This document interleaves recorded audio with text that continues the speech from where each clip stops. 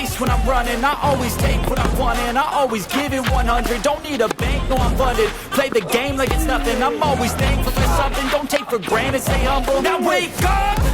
Hey guys, Alex here, and this is the first video of my comeback tour. Now you may have seen my previous video where I discussed whether I'm too old to compete, so I decided to give it a go.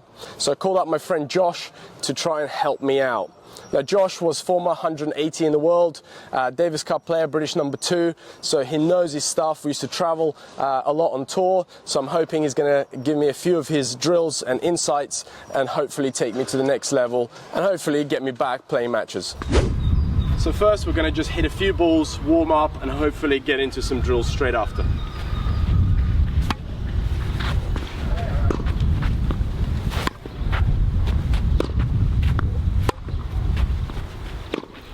When I start a session, especially when I haven't played for a while, I focus on engaging my legs.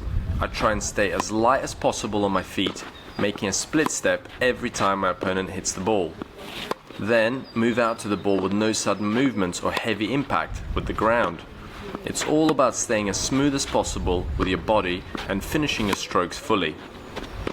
For that, you need to engage your eyes and watch the ball closely as it leaves your opponent's racket so that you can react quickly and start your preparation early. It's important to have a good rhythm, which means a controlled takeback with a slight acceleration into the shot. I try to breathe in on the takeback and then out as I hit. Try to get good timing on your shots, so keep the ball in front of you and try to make contact in your hitting zone, which is somewhere between your hip and your shoulder level. Your dancing feet should help you get into position so you can turn your shoulders and hips into the shot and get the ball landing in the middle of your strings. Try to transfer your body weight forward into every shot that you hit. Now you're ready to increase the tempo. Keep everything the same, just accelerate more at contact, start to get more explosive with your legs too, but stay smooth and controlled, looking for good height over the net, which should help you stay consistent and get the ball landing deeper between the service box and the baseline. And don't be afraid to miss a few long, as deep is a good thing at this point.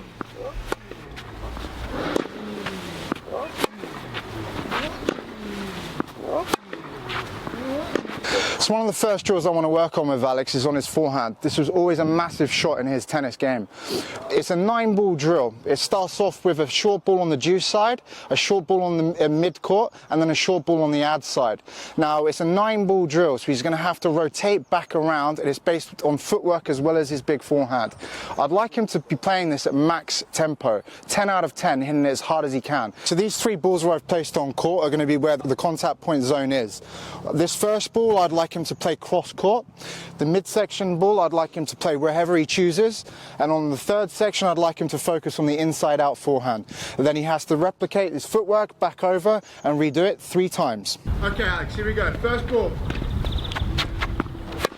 Good shot, mid court. Okay, get round it. Inside out. Great shot, back over. Cross court. Good shot, mid court. Lovely. Inside out. Yep, last 3. Max tempo, max power. Good, last shot, match point. Lovely.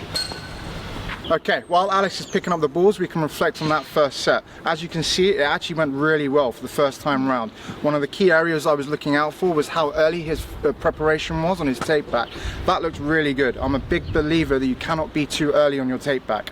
The next area I was looking out for was his balance. How balanced was he as he was shifting from shot to shot? Again, this looked pretty good. The next area that I'm looking for is how much power is he putting into his forehand. Again, I'm a big believer in when you're training, you should push your shots to the next level. For the next set, I would like him to look at maybe upping the power, and we might see a few more mistakes, but this is what is going to take his forehand to the next level. Here we go, first ball. Good. Early preparation. Yes. It's okay?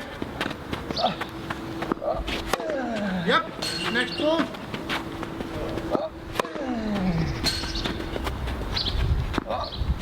Focus on the micro footsteps, Alex. Good. Last 2. Come on, max tempo. Yes, here we go. Good.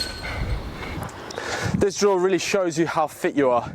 I mean, playing at a slightly higher tempo, having to move around the ball quicker than you're used to, it certainly takes your breath away a little bit.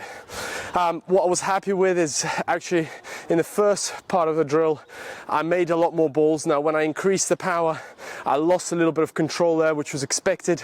I did feel like I was letting the ball drop a little bit too much. So if you are trying to improve your shots, make sure that you're hitting the ball as the ball's on the rise. If it starts to fall, you have to generate extra power to counter that, whereas the ball still has some energy if it's on the way up or if it's just hanging there ready for you to hit. So midway through that drill, when I started missing, I thought to myself, start taking a little bit earlier, get on top of the ball. And that's to do with my legs, so getting closer to the ball and feeling a little bit more balance. Maybe smaller footsteps just to get around that ball definitely helps.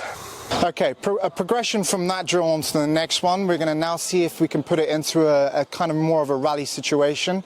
We're going to start off with me feeding Alex a wide forehand, and we're going to, depending on how well he counters that shot, I will then feed him one of the 3 balls that he's just been practicing.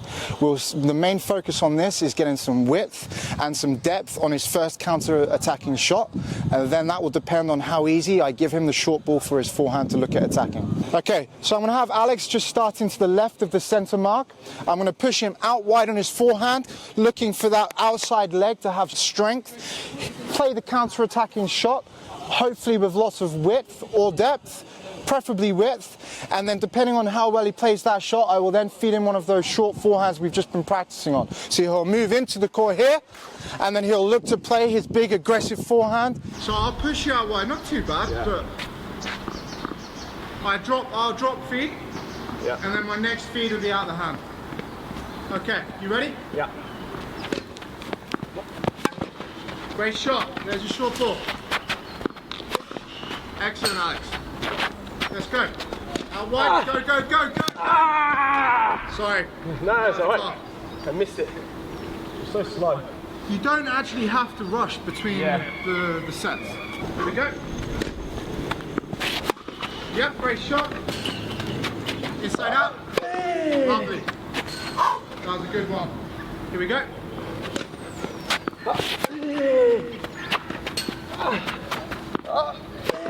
Lovely. Still feel like I need to get a little bit more width on that first ball to earn the right to hit the easier ball after.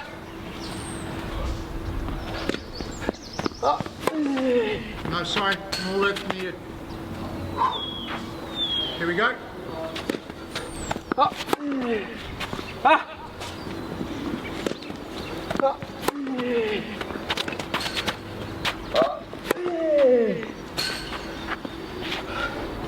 And it's a weird feeling because you earn that shot and now you're like, don't miss it. And the moment you have that doubt, you end up missing the ball. So this is all about getting that automation, you know, where you hit it, you find the width, and that's your go-to shot. You see the shorter ball and you hit it.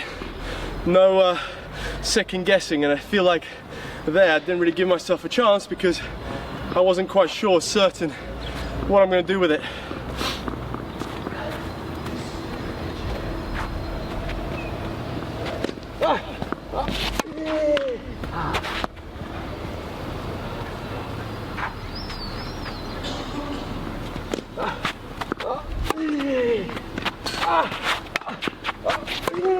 Lovely.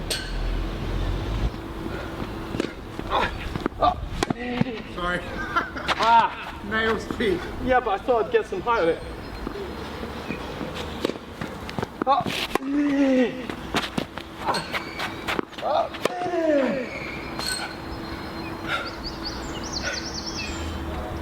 And sometimes when you do get pushed out a little bit further out wide, give yourself the shape on the shot. You let yourself get back into the court, and actually by giving the shape, you end up finding good depth, and that actually earns you that easier ball.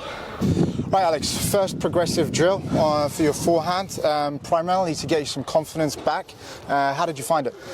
I mean, tough, simply because I'm not used to doing drills. So it was a great feeling actually to be out there, going for it, hitting balls again. I didn't feel like I played particularly great. I missed quite a few balls there. My movement felt a little bit sluggish, but I guess that's the first step in coming back, is feeling like that. But it was still a great feeling to let go and go for balls and actually work on something a little bit more specific as well, especially that second part of the drill. Yeah. Quite enjoyed, you know, looking for that shorter ball after you've hit a good defense or a good counter attack. And it's so important in matches. Well, yeah, I mean, when I look back on you as a player, when I played against you and was watching you play, your forehand was a massive asset, a big weapon. So one of the first drills that I wanted to do was to try and get you some confidence straight back into that shot. So as you can see, we started off with it a little bit more isolated as a drill, with the 3 short forehands to start with, and then we tried to add it into more of a point situation where you had to almost earn that forehand. And that's where we were maybe looking more at your balance on that when I was pushing you out wide. And I guess from there you can also, you know, explore the different progressions. You know, if this ball is not hit well enough, the player on the other side of the coach can feed a tougher ball or a drop shot. So, you know, you can also get punished for not hitting a good enough ball, just like you would in a match. But I guess that's for another day and another training. Anyway, guys, I hope you enjoyed the video of my first training back. Let me know what you think in the comments under the video. Hopefully me and Josh are going to do a few more videos for you like this on my comeback. And also Josh is going to film his own series on improving your tennis. So if you are interested in seeing some of these videos, please let us know in the comments under this video and let us know what you'd like to see from us. So what kind of topics would you like covered? What do you struggle with in your game? Thanks for watching, guys. Make sure you subscribe to the channel and like the video, and of course we'll see you soon.